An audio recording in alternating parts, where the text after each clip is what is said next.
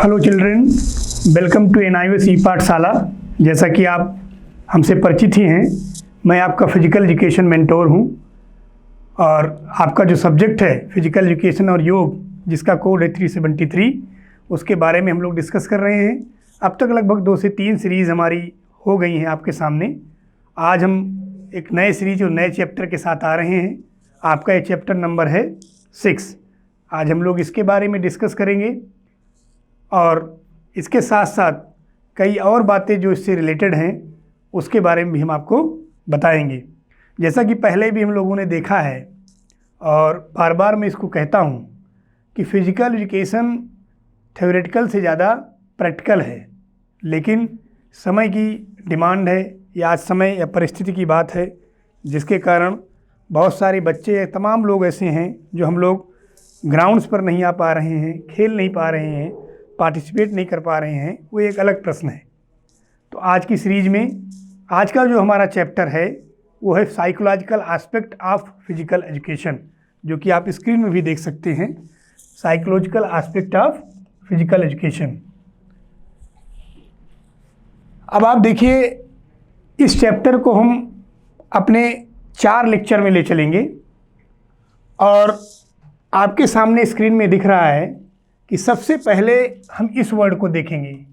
ये वर्ड है आपका साइकोलॉजिकल। अभी बाकी के वर्ड को आप छोड़िए, सबसे पहले आप देखिए कि इस वर्ड को हम यहाँ पर देखें कि साइकोलॉजिकल वर्ड आया कहाँ से। अगर हम अपने ह्यूमन डेवलपमेंट को देखें तो उसको देखने के बाद और उसको हम अगर असेस करें तो बेसिकली ज़्यादा उस पे ना जाते हुए, जो बायोलॉजिकल स्ट्रक्चर है उस पे बहुत डेप्थ में ना जाते हुए हम अगर देखें तो ह्यूमन बॉडी या ह्यूमन बीइंग्स का जो कैटेगराइजेशन है वो केवल 2 भागों में किया गया है। पहला भाग है आपका फिजियोलॉजिकल, जिसको हम ह्यूमन स्ट्रक्चर कहते हैं, और दूसरा है साइकोलॉजिकल। ये दोनों एक साथ इंटरलिंक होकर ही जब काम करते हैं तब जाकर हम अपने किसी भी अचीवमेंट को प्राप्त करते हैं। तो साइकोलॉजी का मतलब क्या है? साइकोलॉजी का मतलब है कि ये हमारे ब्रेन से रिलेटेड है। ब्रेन का मतलब जो हम सोचते हैं, जैसा हम आइडियाज़ रखते हैं, जैसा हम थॉट रखते हैं, तो हमारे मन मस्तिष्क में क्या चल रहा है आप देख भी सकते हैं। यहाँ पर कि एक स्क्रीन आपके सामने जो सामने दिख रही है कि आपका पूरा का पूरा ये मस्तिष्क है, हेड है, जिसको एक यहाँ पे स्क्रीन के द्वारा दिखाया जा रहा है कि माइक्रोस्कोप से देख रहा है कि इस व्यक्ति के अंदर क्या थॉट्स हैं, क्या कैसे चल रहा है, क्या सोच रहा है। तो ये हमारा जो फैक्टर है ये बहुत ही महत्वपूर्ण है। इसमें मैं एक एग्जांपल आपको देना चाहूँगा कि किसी भी खिलाड़ी को यदि आप देखें, किसी भी खिलाड़ी को आप देखें, जबकि हमारे यहाँ इंडिया में हम देखेंगे हम लोग तो सबसे ज़्यादा अगर पॉपुलर कोई गेम है तो क्रिकेट है। तो मैं उसी का एक एग्जांपल आपको लेके बताता हूँ कि किसी भी आप खिलाड़ी को देखेंगे तो हर एक खिलाड़ी के लाइफ में उतार और चढ़ाव आता रहता है। कोई भी ऐसा खिलाड़ी नहीं जो कांस्टेंट लगातार परफॉर्मेंस लगातार उसका इन्हांस होता रहा है। कभी न कभी ऐसा समय आया है जब उसके परफॉर्मेंस में डिक्लेरेशन आया है। तो रीज़न क्या रहा है? रीज़न, अगर हम ट्रेनिंग को छोड़ दें, अगर हम और पार्ट को छोड़ दें, तो रीज़न वहीं पर आता है कि क्या ऐसा हुआ उसके मन में जिसके कारण उसमें डिक्लाइनेशन स्टार्ट हुआ। तो वहाँ पर साइकोलॉजी काम करती है और वहाँ पर मेंटोर काम करते हैं, जो उनसे बात करते हैं और उनसे बात करने के बाद उनको समझाते हैं जब उनकी बातों को सुनते और समझते हैं। तो साइकोलॉजी का है कि दिस इज़ द सब्जेक्ट या this is the topic which is going to assess the human behaviour. इसको ध्यान से सुनिएगा। साइकोलॉजी 2 वर्ड से आता है, साइको प्लस लोगस। अगर हम उस पर न जाते हुए भी देखें तो बहुत सिंपल भाषा में समझिए कि साइकोलॉजी ह्यूमन एटीट्यूड को, ह्यूमन बिहेवियर को स्टडीज करता है, उसका अध्ययन करता है और उसी पे वर्क करता है। Come to the next point please. Psychological aspect का मतलब क्या है? इसमें कौन कौन सी ऐसी चीज़ें हैं, हम इनको दोनों को फिगर के माध्यम से भी और पैरा के माध्यम से भी समझने की कोशिश करेंगे। अगर आप इस पे आए तो देखिए, हमने डिस्कस किया था from the conversation we can make out that to understand child psychology parents must know about the psychology। ये क्वेश्चन हमारे सामने है कि न केवल टीचर के लिए बल्कि हर एक पेरेंट्स के लिए भी ज़रूरी है कि उसको साइकोलॉजी के बारे में थोड़ा बहुत नॉलेज हो। तो क्या साइकोलॉजी की बुक पढ़ने के बाद नॉलेज होगा या साइकोलॉजी की ट्रेनिंग लेने के बाद नॉलेज होगा, ये भी एक विषय है। उसको अगर हम ये देखें तो इसलिए कि जब आप कैसा सोचते हैं, किन स्थितियों में कैसे कैसे बर्ताव करते हैं, वो सारी की सारी जो चीज़ें हैं वो साइकोलॉजी के अंतर्गत आती हैं। जैसे आज एक टाइम है, अगर आप इसको इस तरह देखें तो हम लोग जब छोटे थे तब जो हैंडलिंग थी पेरेंट्स की बच्चों के लिए वो दूसरे टाइप में थी। आज जब आप लोग हैं तो हम पेरेंट्स हैं तो आज की हैंडलिंग बिल्कुल अलग है। ये साइकोलॉजी का पहला एग्जाम्पल है, क्योंकि आज हमें समझना पड़ेगा कि बच्चा क्या सोच रहा है, वो किस दिशा में जाना चाहता है, उसकी वास्तव में समस्या क्या है। केवल ये कह देने से कि नहीं ये ठीक हो जाएगा या ये नहीं ठीक होगा, वो कंडीशन ठीक नहीं है। As the child grows she or he faces many challenges as an adolescent। किसी भी बच्चे की बात करें आप जो एडोलसेंस की कैटेगरी में आता है, जो कैटेगरीज हम लोग देखेंगे उस पे तमाम तरह के अलग अलग बिंदु हैं। 12 से 18 कुछ कहते हैं, कुछ 13 से 19 के बारे में कहते हैं। उस कैटेगरी में अगर हम किसी बच्चे को देखें तो सबसे बड़ा चैलेंजेस फेस कर रहा है। बस अंतर ये है कि अगर हम देखें, क्योंकि जब ये एज होती है एडोलसेंस की, तो जो हार्मोनियस चेंज होता है हमारी बॉडी में, जो फिजियोलॉजिकल चेंजेस बॉडी में आते हैं, वो 100% इस स्टेज में ज़्यादा एक्सट्रीम लेवल में होता है। तो एक तरफ बच्चा फिजियोलॉजिकल चेंजेस से लड़ता है और दूसरी तरफ उसके मन में तमाम तरह के आइडियाज़ या थॉट्स आते रहते हैं जिनको लेकर भी वो ट्रबल करता है। तो इस समय हमारी ड्यूटी क्या है? हमारी ड्यूटी है कि हम उनके साथ मैक्सिमम कन्वर्सेशन करने की कोशिश करें। जब कभी आपके सामने कोई बात आती है और आप अगर उससे बात करते हैं तो इसकी 100% गारंटी है कि मैक्सिमम चीज़ें आप वहाँ पे डायलॉग्स के थ्रू सॉल्व कर सकते हैं। तो एडोलसेंस में क्या देख सकते हैं? What type of personality she are he possesses, what are the driving forces which compel her to do something. हम देखते हैं कि तमाम घटनाएं ऐसी होती हैं, कोई बच्चा किसी चीज़ में इन्वॉल्व हो रहा है, कोई किसी में इन्वॉल्व हो रहा है और हम उसको पनिशमेंट के दायरे में ला रहे हैं, लेकिन उस हम रूट काज में नहीं जा रहे हैं जिससे ये पता लगे कि इस चीज़ को करने के लिए बच्चे को कंपेल किसने किया। अगर मान लीजिए कोई बच्चा चोरी कर रहा है तो उस चोरी के पीछे कौन सा फोर्स था, कौन सा मोटिवेशन था, कौन सी बाउंडेशन थी जिसने उस बच्चे को चोरी करने के लिए मजबूर किया।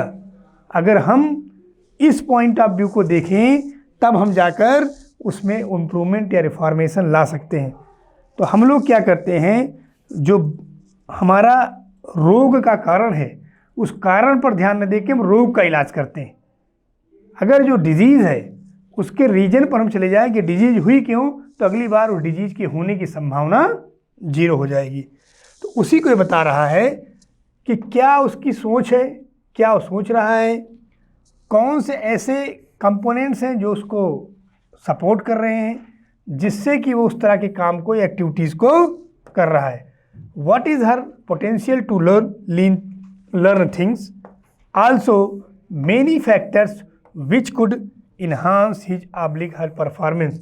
न केवल यही, इसके अलावा भी बहुत सारे ऐसे फैक्टर्स हैं जो किसी भी इंडिविजुअल को या बच्चे को प्रभावित करते हैं जिससे उसका परफॉर्मेंस इफ़ेक्ट करता है। अगर ये फैक्टर्स उसके साथ पॉजिटिव हैं तो बट नेचुरल है, उसका रिजल्ट भी पॉजिटिव आएगा। ये फैक्टर अगर नेगेटिव हैं तो उसका रिजल्ट भी नेगेटिव आएगा। तो now come to this figure, there is given the the example about the psychology, कि दिया हुआ psychology what is that, there is gin things, look that girl perform very outstanding in football. एक लड़की दूसरे को बता रही है कि उसकी तरफ देखो, वो लड़की फुटबॉल में बहुत अच्छा कर रही है। लेकिन आगे क्या जवाब आ रहा है, yes she has interest in it but her father wants to make her an engineer rather than a footballer. देखिए यहाँ पे कॉन्फ्लिक्ट आ गया। एक ने दूसरे को बताया कि उस लड़की की तरफ देखो, वो लड़की फुटबॉल बहुत अच्छा खेलती है। जिससे वो बता रही थी वो तुरंत उस पर कमेंट करती है, अपनी राय देती है कि नहीं नहीं अच्छी बात है, लेकिन उसके पिताजी चाहते हैं कि वो एक अच्छी इंजीनियर बने फुटबॉल प्लेयर के अलावा। She took admission in engineering course but could not पास। क्या रीज़न था? रीज़न ये था कि उनके फादर ने उस बच्ची की साइकोलॉजी को नहीं समझा, उसके उस एटीट्यूड को नहीं समझा, उसके इंटरेस्ट को नहीं समझा, उसको सप्रेस किया। अगर आज की टाइम में विराट कोहली से कहा जाता कि भाई आपको आईएएस बनना है, तो क्या ये पॉसिबल था कि विराट कोहली आईएएस बनते? अगर राहुल द्रविड़ से कहा जाता कि नहीं भाई आपको इंजीनियर बनना है, तो क्या पॉसिबल था कि अच्छे इंजीनियर बनते? वो हो सकता है इंजीनियर बनते, लेकिन उतनी अचीवमेंट नहीं लाते जितनी अचीवमेंट उन्होंने क्रिकेट में लाई। और हम इतना पुराना एग्जाम्पल क्यों नहीं, हम एक रिसेंट एग्जाम्पल नीरज चोपड़ा का ले रहे हैं। अगर नीरज चोपड़ा के पेरेंट्स ने नीरज चोपड़ा को जेवलिन थ्रो में सपोर्ट नहीं किया होता, तो क्या नीरज चोपड़ा जो आज आइकॉन बने हुए हैं, क्या यह पॉसिबल था? वो एक जगह फौज में रहते, वहीं से रिटायर हो जाते, कोई नहीं जानने पाता, क्योंकि लाखों लोग सर्विस कर रहे हैं इस इतने बड़े कंट्रीज़ में, किसी को कोई नहीं जानता। तो चीज़ें क्या निकल कर आ रही हैं कि अगर आपका इंटरेस्ट जिस चीज़ में है, जिसमें आपका मन लग रहा है, उसको आपको मन से करना है। लेकिन यहाँ पर क्वेश्चन है, आप पूछ सकते हैं, अभी हम लोग उस पर भी आएंगे, कि हमारे पेरेंट्स हमारी नहीं सुन रहे हैं। आप अपने पॉइंट ऑफ व्यू सोच रहे हो, पेरेंट्स अपने पॉइंट ऑफ व्यू सोच रहा है, तो उसका कारण ये है कि आपको वो गट्स, आपको वो ट्रस्ट जीतना है। क्योंकि कोई भी फील्ड, चाहे वो क्रिकेट हो, फुटबॉल हो, वॉलीबॉल हो, बास्केटबॉल हो, डांस हो, आर्ट हो, फार्मिंग हो, किसी भी फील्ड में बिना मेहनत के कुछ मिलने वाला नहीं है। और हम लोग क्या चाहते हैं कि हम एक दिन जाएं और दूसरे दिन रिजल्ट हमारे हाथ में रहे। तो ये बता रहा है कि she took admission engineering course but could not pass, her father never support what she want and fail to understand her behaviour, he needs to understand the psychology of child. क्या निकल कर आ रहा है यहाँ पर कि उनको बच्चे की साइकोलॉजी को समझना चाहिए था कि मेरी जो बेटी है उसका इंटरेस्ट कहाँ पर है। तो ये जज करना पेरेंट्स का काम है। Therefore parents is also needed psychology studies.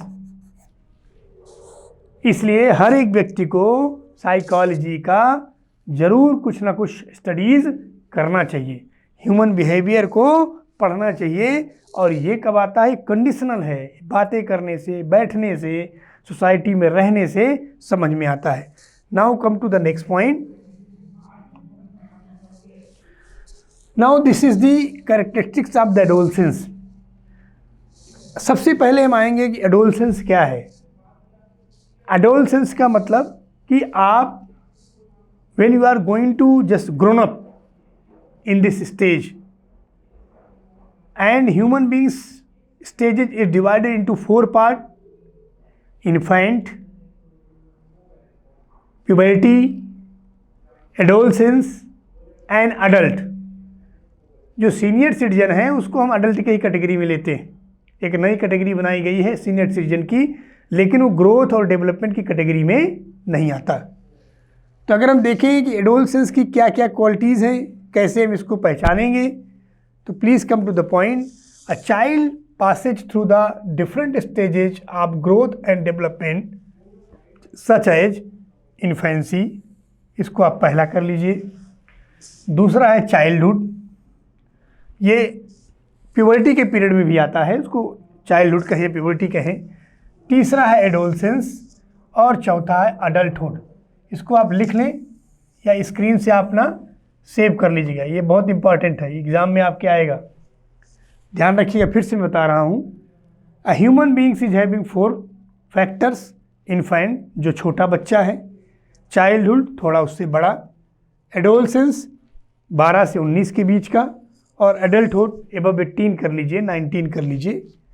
Adolescence is the transitional period between childhood and adulthood. ये देखिए इसके बीच का है, एडल्टहुड यहाँ आ रहा है और चाइल्डहुड यहाँ, इनके बीच में आता है एडोलसेंस, जो कि बहुत ही पीक पीरियड है। हर व्यक्ति के जीवन में ये पीरियड आना तय है, बस मैटर ये करता है कि आप इसको कैसे हैंडल करते हैं। जो चीज़ें आपके मन में आ जा रही हैं, बहुत फ्रेंकली बता रहा हूँ, हर व्यक्ति इस स्टेज से गुजरता है। डिस्ट्रैक्शन होगा, डाइवर्जन होगा, पढ़ने लिखने में थोड़ा मन कम लगेगा, ये स्टेज आता है, ये कोई नई चीज़ नहीं है।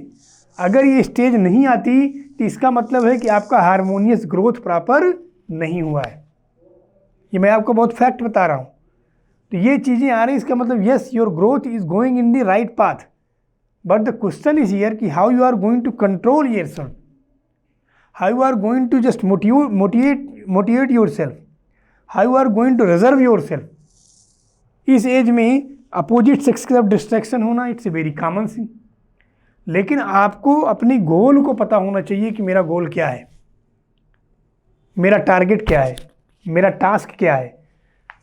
एडोलसेंस आर टीनेज, हर समय इसकी चर्चा करते हैं टीनेजर की। It is very difficult to say exactly when adolescence start. अगर हम इसको देखें तो क्या हम बता सकते हैं कि ये एग्जैक्ट एज है? तो ऐसा नहीं है। आप देखेंगे कि कुछ बच्चे 13-14 साल के बाद आप देखेंगे कि उनमें वो हार्मोनियस डेवलपमेंट आ रहा है, कुछ में 12 साल में आ रहा है, कुछ में 14 साल में आ रहा है। तो ये डिपेंड करता है बायोलॉजिकल उस पर। तो इसको एग्जैक्ट एक पैरामीटर में रखना, लेकिन फिर भी एक्सपर्ट्स ने इसको 13 से 19 साल की पीरियड का बीच माना है। अब आप देखिए, however adolescence stage start the setup of puberty to the age of maturity generally start from 10 year. 10 to 19 यहाँ दिखा रहा है, लेकिन आप बहुत जगहों पर देखेंगे ये डाटा आपका है 13 to 19। तो इसीलिए इसको कहा गया है ना कि एग्जैक्ट आप इसको एक उसमें बांध नहीं सकते। There are various changes that occur in adolescence such as physical changes, cognitive changes, social changes and emotional changes. ये चार आप इसको देखिए, चारों आपके लिए बहुत ही महत्वपूर्ण है।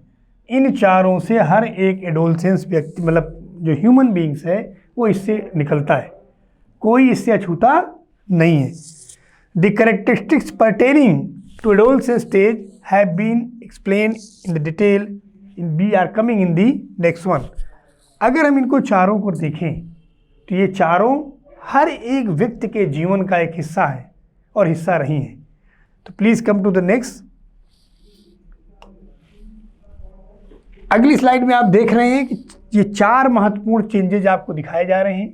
Physical change 1, emotional change 2, social change 3 और कॉग्निटिव चेंज 4। ये 4 प्रकार के चेंजेज हर व्यक्ति के जीवन में जब एडोलसेंस की उसमें आता है। ऐसा नहीं कि ये चेंजेज आने वाले समय में एडल्टहुड में नहीं है, लेकिन जैसे ही आप एडोलसेंस की एज को क्रॉस करते हैं, आपका जो नेक्स्ट कैटेगरी है और वो कैटेगरी जिसको हम कह रहे हैं अडल्ट में, उसको हम मैच्योरिटी कैटेगरी भी कहते हैं। 12 से 19 के बाद जैसे आप 19 साल का क्रॉस करते हैं एज, उसके बाद आप में थोड़े थोड़े निर्णय लेने की समझ आ जाती है। आपको पता लगने लग शुरू हो जाता है कि ये अच्छा है, ये बुरा है, हमें ये करना है, ये नहीं करना है। अगर इस वाली एज में जो चीज़ आपकी समझ में एक बार आ गई, आपको लगेगा भाई सही सही है। और सबसे ज़्यादा इम्पॉर्टेंट चीज़ ये है या जो इम्पैक्ट करता है कि बच्चा अपने पेरेंट्स और टीचर के अलावा उस सब की बात सुनेगा।